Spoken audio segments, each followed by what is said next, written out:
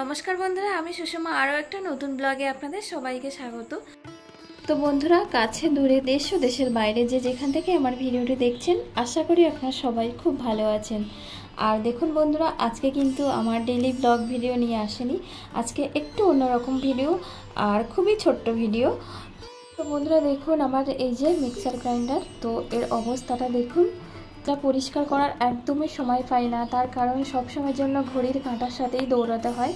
তো দুই মানিককে নিয়ে আর কতদিন যে সবাই একসাথে এক টেবিলে খাইনি তার কোনো ঠিক ঠিকানা নেই। একজন একজন করে খেয়ে নিয়ে আমার দুই মানিকের কাছে যেতে হয়। তো আমি কিন্তু সবসময়ের জন্য একাই খাই, কারণ হচ্ছে দুজন লোক লাগে সবসময়ের জন্য ওদের কাছে থাকতে, ওদেরকে চোখে চোখে রাখতে। আর তার জন্য এই অবস্থা, সব কিছুতে সবসময় পরিষ্কার বা ক্লিন করতে পারি না। তো আজকে যেহেতু এটা শনিবারের ব্লগ, তো আমি শনিবারে এটা রেডি করেছিলাম। তো শনিবার আমাদের তো নিরামিষ, আপনারা জানেন। তো সেইভাবে তো রান্নাবান্নার বিশেষ কিছু ছিল না। তো একটু ডাল পটল ভাজা করে নিয়েছিলাম, নেওয়ার পরে হাতে অনেকটা সময় ছিল। তো ভাবলাম যে আজকে এটা ক্লিন করা যাক। তো এই যে দেখুন, এই যে এরকম একটা একদম নরম একটা স্কচব্রাইট নিয়ে নিয়েছি। আর হচ্ছে এই যে টুথপেস্ট, তো এটা কিন্তু অবশ্যই এরকম সাদা হতে হবে। আর কোলগেট হলে তো খুবই ভালো। তো কোলগেটের আবার লাল আছে, তারপরে নীল আছে, ওটা নাই, সাদাটাই কিন্তু বেস্ট ভালো। আর এই যে স্কচব্রাইটটা, এটা একটু আরও যদি পুরানো হতো, নরম হতো, তাহলে খুব ভালো হতো। তার কারণ হচ্ছে কিন্তু আমার কাছে পুরানো বা নরম নেই, আছে। তো সেটা হচ্ছে মাসিতে আছে, তো মাসি যেটা দিয়ে বাসন মাজে, তো সেই জন্য এটা হচ্ছে নতুন ছিল, এটাই আমি নিয়েছি। আর নিয়ে কি করেছি, এটা তো আর জল দিয়ে কাচতে পারবো না বা সাবান দিয়েও পরিষ্কার করতে পারবো না।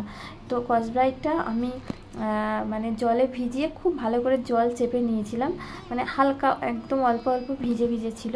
তো সেই অবস্থায় আমি তাতে কোলগেট টুথপেস্টটা দিয়ে দিয়েছি, দিয়ে এরকমভাবে ভালো করে কিন্তু পরিষ্কার করে নিচ্ছি।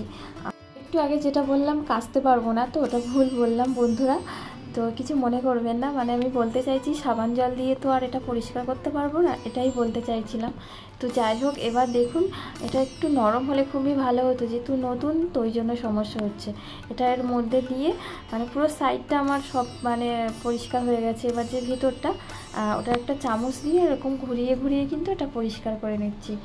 আর এর যে জারগুলো, সেগুলোও কিন্তু আমার নিজে হাতে করে পরিষ্কার করা হয় না, মাসিই করে। এবার দেখুন, একটা কিচেন টাওয়াল নিয়ে নিয়েছি, আর টাওয়ালটা নিয়ে এবার এভাবে চেপে চেপে খুব ভালো করে এবার মুছে নিচ্ছি। আর দেখুন কত সুন্দর পরিষ্কার হয়ে গেছে। এর অবস্থা কিন্তু খুবই খারাপ ছিল। আর হচ্ছে অবশ্য যখনই ব্যবহার করে একটু একটু করে মুছে নিই, সেই জন্য, না হলে মানে এই যে ভিতরটা খুবই নোংরা ছিল, কিন্তু সাইডগুলো আরও নোংরা থাকে, কিন্তু যখনই করি তখনই একটু একটু করে মুছে নেওয়া হয়, সেই জন্য। না হলে অবস্থা কিন্তু আরও খারাপ থাকে। আর এর যে তারটা দেখুন, যেটা প্লাকিং যে তারটা, তার অবস্থাও কিন্তু ভীষণ খারাপ। তো সেটা আপনাদের দেখাচ্ছি। এখন আমি এই যে কিচেন টাওয়ালটা দিয়ে দেখুন ভালো করে চেপে সাইডগুলো তো পুরো একদম চকচক করছে, দেখুন নতুনের মতো। আর ভিতরটাও কিন্তু পরিষ্কার হয়ে গেছে। তো এবার আপনাদের একটু ঘুরিয়ে ভালো করে দেখিয়ে দিচ্ছি। আর এর ভিতরটা একটুখানি আরও ভালো করে হচ্ছে টাওয়াল দিয়ে মুছে নিলে কিন্তু আরও ভালো পরিষ্কার হয়ে যাবে। কিন্তু আমার দুই মানিকের আবার খিদে পেয়ে গেছে, বলছে মাম্মাম এবার খিদে পেয়েছে, খেতে দাও। তো ওদেরকে এবার খাওয়াতে যাব। তো সেই জন্য আমি আর বেশি সময় দিয়ে করলাম না। আর এর নিচটাও পরিষ্কার করতে হবে, এটাও কিন্তু এখন করা হয়নি, এটা করলেও কিন্তু একদম চকচক করবে। আর নিচে যে সুইচটা দেখাচ্ছিলাম, যারা এটা নতুন ব্যবহার করছেন, অনেকেই আছে যারা নতুন বা নতুন গৃহিণী বা নতুন প্রথমবার ব্যবহার করছেন, অনেক ক্ষেত্রে ডাল পেস্ট করতে গেলে বা অনেক কিছু পেস্ট করতে গেলে খুব চাপ পড়ে গেলে কিন্তু মেশিনটা অটোমেটিক বন্ধ হয়ে যায়। তারপরে কিন্তু আবার সুইচ অন করলেও কিন্তু মানে প্লাগে অফ করে অন করলেও কিন্তু আর হয় না। তো অনেক ক্ষেত্রে অনেকেই হয়তো ভাবে খারাপ হয়ে গেছে, তখন এই নিচের সুইচটা কিন্তু চেপে দিলে মেশিনটা আবার কিন্তু চলবে। তো যাই হোক, এবার দেখুন এই তারটা আমি আগেই দেখিয়ে দিয়েছি, ওটা হচ্ছে নেল রিমুভার। তো নেল রিমুভার নিয়ে নিয়েছি, নিয়ে এবার নেল রিমুভার দিয়ে তারটাকে পরিষ্কার করে নিচ্ছি। তারের অবস্থাও কিন্তু খুব খারাপ, আসলে রান্নাঘরে থাকে। আর আমার রান্নাঘরের অবস্থা তো আপনারা জানেন, পুরো একদম ধোঁয়া, তেল বেরোনোর কোনো জায়গা নেই, পুরো একদম একটা সেই ঝুপড়ি ঘরের মতো।